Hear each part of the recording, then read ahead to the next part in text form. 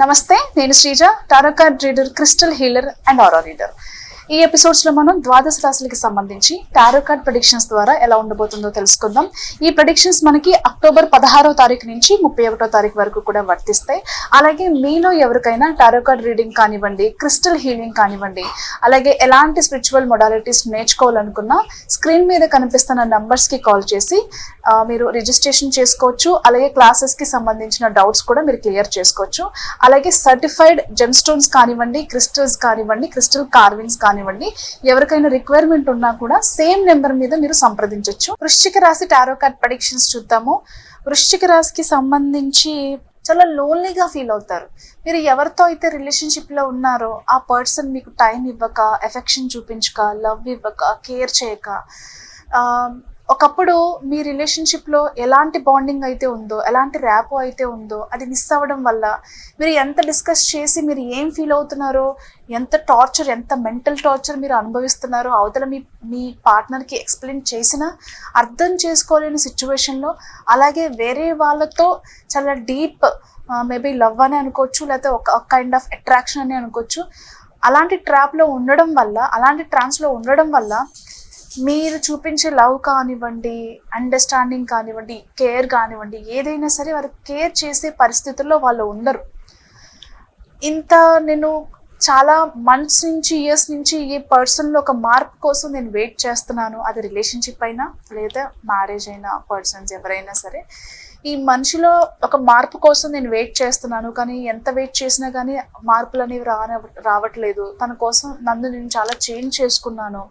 స్టార్టింగ్లో బాగా నడిచినప్పటికీ కూడా ఇప్పుడు ప్రతిదీ కూడా ఒక స్ట్రెస్ లాగా అయిపోతుంది అని చెప్పేసి విపరీతమైన స్ట్రెస్తో ఈ రిలేషన్షిప్లో ఉన్న నెగిటివిటీని ఎలా తీసేయాలి, ఆ వే తెలియక, ఎవరికి చెప్పుకోవాలో తెలియక, ఒక ఎమోషనల్ ట్రామాను అనుభవిస్తూ, ఒక ఎమోషనల్ ఇన్బ్యాలెన్స్తో, మీరు నాకంటూ చెప్పుకోవడానికి కూడా ఎవరు లేరు, సరే కొద్ది రోజులు ఈ స్ట్రెస్ అంతా వదిలేసి ఎక్కడికైనా వెళ్ళొద్దాము, ఏదైనా ఒక స్పిరిచువల్ టూర్కి వెళ్దాము, లేకపోతే ఏదైనా ఒక రీట్రీట్ సెంటర్కో, లేకపోతే యోగా, మెడిటేషన్ లాంటివి నేర్చుకుందాం, కొంచెం డైవర్ట్ అవుదాము అని చెప్పేసి చాలా ప్రయత్నాలు చేసినప్పటికీ కూడా ఆ స్ట్రెస్లోంచి బయటపడలేక ఇబ్బంది పడుతూ ఉంటారు. అలాగే మీరంటే కొంచెం ఎవరికైతే ఇష్టం ఉండదో అలాంటి వాళ్ళు కూడా మీ గురించి ఎక్కువగా నెగిటివ్గా వేరే వాళ్ళతో మాట్లాడడం వల్ల కూడా ఆ వైబ్రేషన్స్, ఆ నెగిటివ్ వైబ్రేషన్స్ కానివ్వండి, ఆ మాటలు కానివ్వండి మీ లైఫ్కి చాలా ఇంపాక్ట్ చూపిస్తూ ఉంటాయి. కాబట్టి వృశ్చిక రాశి వాళ్ళు చాలా జాగ్రత్తగా ఉండండి. అంతేకాకుండా వర్క్ స్పేస్లో కూడా, అది బిజినెస్ అయినా సరే, వర్క్ స్పేస్లో కూడా కొంత నెగిటివిటీ కనిపిస్తుంది. చాలామంది మిమ్మల్ని తక్కువ చేయడానికో, లేకపోతే అసలు మీరు టాలెంటెడ్ కాదు, మీకు ఏ పని చేయడం రాదు అని చెప్పేసి మిమ్మల్ని డౌన్ చేయడానికో చూస్తూ ఉంటారు. దానివల్ల ఏంటంటే, అలాగే మీరు ఎవరి గురించో మాట్లాడిన విషయాలు కూడా మీరు పాజిటివ్గా మాట్లాడినప్పటికీ కూడా అది సర్క్యులేట్ అవుతూ సో కాల్డ్ పర్సన్ గురించి, ఎవరి గురించి అయితే మాట్లాడారో వాళ్ళ వరకు విషయం వెళ్ళేసరికి మీరు పాజిటివ్గా మాట్లాడినా మీరేదో వాళ్ళ గురించి తప్పుగా మాట్లాడారు అని మాట్లాడడం వల్ల కొన్ని కోల్డ్ వార్స్ కూడా జరిగే అవకాశం కనిపిస్తుంది. అంటే ఇటు మీరు ఓపెన్ అవ్వక, అటు వాళ్ళు ఓపెన్గా అడగక ఆ కోల్డ్ వార్ అనేది ఈ టైంలో కంటిన్యూ అవుతూ ఉంటుంది. సో జరిగే సిచ్యువేషన్స్, ఇటు ప్రొఫెషనల్ లైఫ్లో కొన్ని ప్రాబ్లమ్స్, ఇటు పర్సనల్ లైఫ్లో ప్రాబ్లమ్స్, రెండింటినీ కూడా స్ట్రెస్ తీసుకోలేక ఎక్కడికైనా కొద్ది రోజులు, అంటే ఒక 1 month కానీ, ఒక 15 days కానీ ఎక్కడికైనా వెళ్ళి రావాలి, కొద్ది లైఫ్ని రీస్టార్ట్ చేయాలి, ఫ్రెష్గా స్టార్ట్ చేయాలి అని చెప్పేసి అని అనుకుంటారు. అలాగే కొన్ని సీక్రెట్స్ కూడా మీ లైఫ్లో జరుగుతున్న, అంటే ఫర్ ఎగ్జాంపుల్ చాలామంది వాళ్ళ సీక్రెట్స్, అంటే వాళ్ళ లైఫ్లో ఏం జరుగుతుందో ప్రతి ఒక్కరికి చెప్పుకోవడానికి ఇష్టపడరు.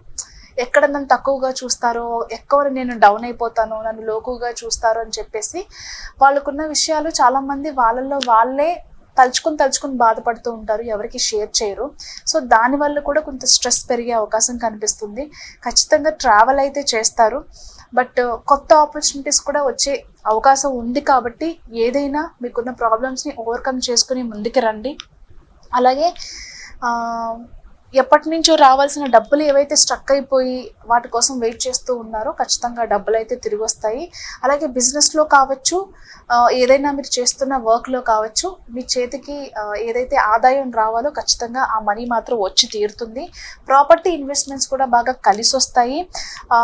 ముందు చెప్పుకున్నట్టుగా ఈ ప్రెషర్ తట్టుకోకుండా ఉన్న వాళ్ళు ఎవరైతే ఉన్నారో, ఎక్కడికైనా మేబీ ప్లేస్ చేంజ్ అయితే ఏదైనా ఒక మార్పు రావచ్చేమో, కొంచెం మైండ్ డైవర్ట్ అవ్వచ్చేమో అని చెప్పేసి ట్రావెల్ అయితే ప్లాన్ చేసుకుంటారు. All the best.